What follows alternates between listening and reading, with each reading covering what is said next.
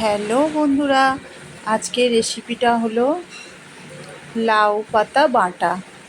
কালো জিরে রসুন দিয়ে লাউ পাতা বাটা। লাউ পাতা বাটা খেতে খুবই ভালো লাগে, গরম ভাতে খুব সুন্দর একটি খাবার। কাদের কাদের ভালো লাগে আমি জানি না, আমাদের তো খুব ভালোই লাগে। আর কাদের কাদের ভালো লাগে অবশ্যই জানাবেন। আপনারা দেখুন, আমি এখানে কিছু লাউ পাতা নিয়েছি, একদম কচি কচি লাউ পাতা।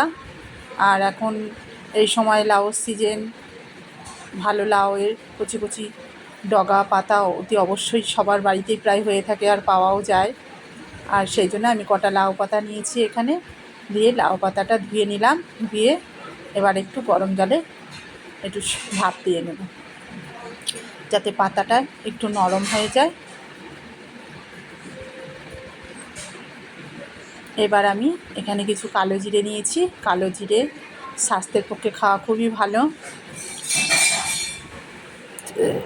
আর কালো জিরেটা খেলে ব্যথাটা অনেক কিছু কমে যায়। এই জন্য দেখেন, কালো জিরে আমি একটু শুকনো খোলায় নেড়ে নিলাম। এবার আমি একটু তেল দিয়ে দেবো কড়াইতে, দিয়ে 2-4টে শুকনো লঙ্কা ভেজে নেব। আপনারা চাইলে কাঁচা লঙ্কাও দিতে পারেন।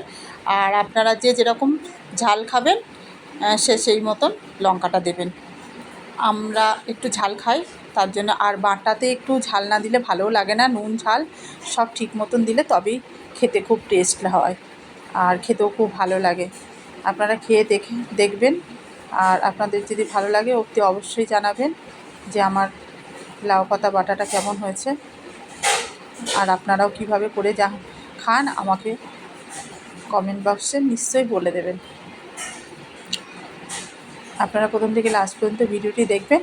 আপনাদের যদি ভালো লাগে আমার ফেসবুক চ্যানেলটিকে লাইক কমেন্ট শেয়ার এবং ফলো করে দিন। আর আমার ইউটিউব চ্যানেলটিকে লাইক কমেন্ট শেয়ার এবং সাবস্ক্রাইব করে দেওয়ার অনুরোধ রইল আপনাদের কাছে। আপনাদের ভালোবাসায় এত দূর পর্যন্ত এসেছি। আপনারা ভালোবাসা না দিলে এগিয়ে যেতে পারতাম না। দেখুন বন্ধুরা, এখানে আমি রসুন দিয়ে দিয়েছি। আর রসুন কুচিটা একটু ভালো করে লাল লাল করে ভেজে নেব।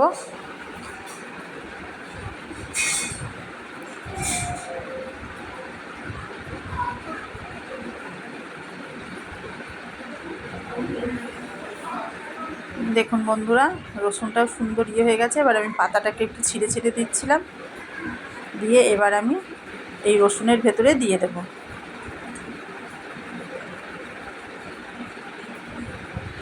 দেখুন বন্ধুরা, রসুনের ভেতর দিয়ে দিয়েছি। এবার সুন্দর করে নেড়ে চেড়ে একটু ভেজে নেব।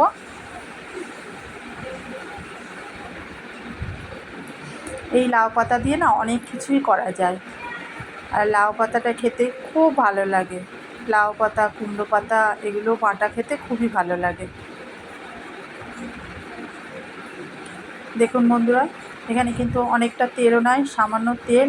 আর এবার শুকনো শুকনো করে ঝরঝরা করে নেড়ে নেব। আর একটু পরিমাণ মতো লবণ, একটু হলুদ দিয়ে দিচ্ছি। দিয়ে আবার একটু নেড়ে চেড়ে নেব, যাতে জলা ভাবটা গায়ে না থাকে পাতার, সেই মতন শুকনো করে নেব।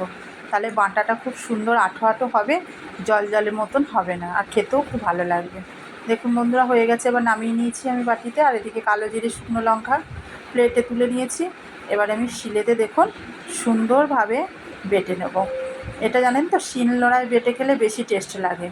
অনেকে মিক্সিতেও বাটতে পারেন, তাতে কোনো অসুবিধা নেই। মিক্সিতে বেটে খেলেও ভালো লাগবে, কিন্তু শিলনোড়াতে বাটাবুটি খেতে খুবই ভালো লাগে। এই দেখুন বন্ধুরা, আমার লাউ পাতা বাটা হয়ে গেছে। দেখুন কত সুন্দর। এবার গরম ভাতে খেতে দারুণ লাগবে। আপনারা এইভাবে বানিয়ে খেয়ে দেখবেন, অতি অবশ্যই আমাকে জানাবেন।